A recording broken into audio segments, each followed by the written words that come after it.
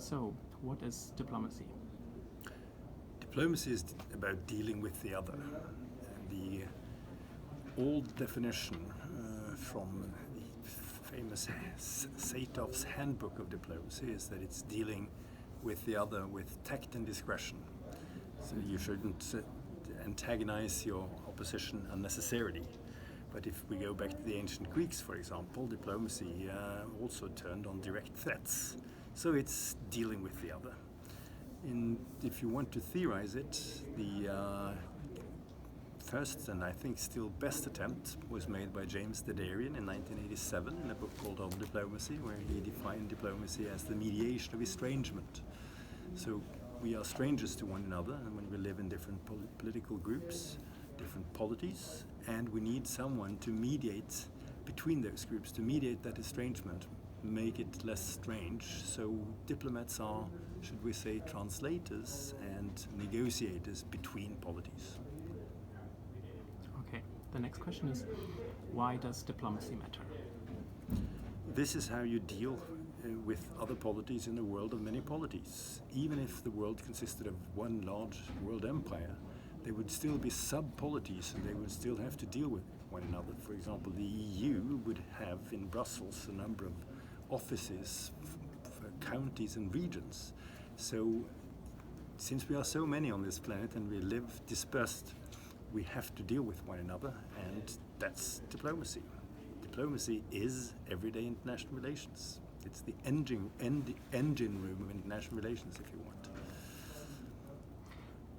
The next question is, how can we use diplomacy in political science with the two aspects, the research interest that one must have when exploring diplomacy, and the methods and approaches that are often used in the context?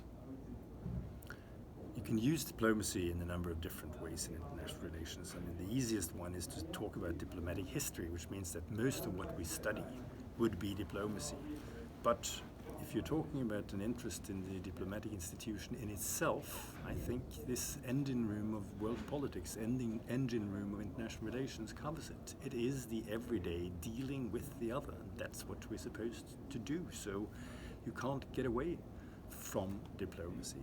You can study diplomacy as application of law, you can study diplomacy as application of some kind of reified national interests, but you can't get away from studying the practices of how people deal with one another. What are the main limitations of studying diplomacy, especially which other concepts are used in the context with diplomacy? The major limitation of looking at diplomacy may be if one forgets that diplomacy is not only tact, not only peaceful means, that diplomacy continues in parallel with hostilities, in parallel with war. There is such a thing as gunboat diplomacy, meaning to try and get what you want by threats. That's also considered diplomacy, just like the ancient Greeks knew.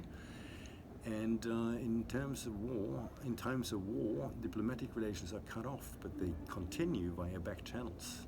So one should remember that diplomacy is not only talking to people, it's also doing things with other things than words. And that would include a distinct but associated institution like war. There would also be trade, etc. So just like everything else that we study, thinking that what we are looking at is all there is obviously a mistake. They say that if all you have is a hammer, the whole world looks like a nail. And if you're a diplomat, you can easily forget the importance of trade, the importance of war, etc. And finally, which key readings would you recommend to students interested in diplomacy? What are some standard literature, which are some more critical things you would recommend? I mentioned the Saito Handbook, which is sort of a how-to book for diplomats, which has come in 6 editions. So if you want to know what people do to hatch perfect diplomats, that's a good place to start. The classic is a book by Harold Nicolson on diplomacy, which gives you the old sort of tact approach approach to diplomacy. It's a rather demure way of looking at it.